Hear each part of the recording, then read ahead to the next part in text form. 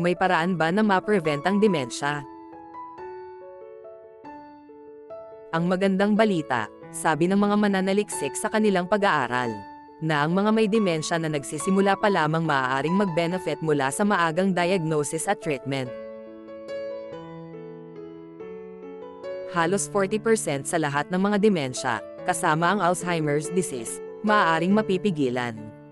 O at least maantala sa pamamagitan ng pagbabago ng mga factors ng pamumuhay.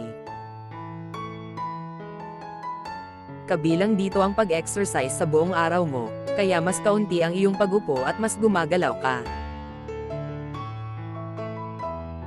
May role din ang kinakain mo, kung ano ang kinakain mo plays a role too.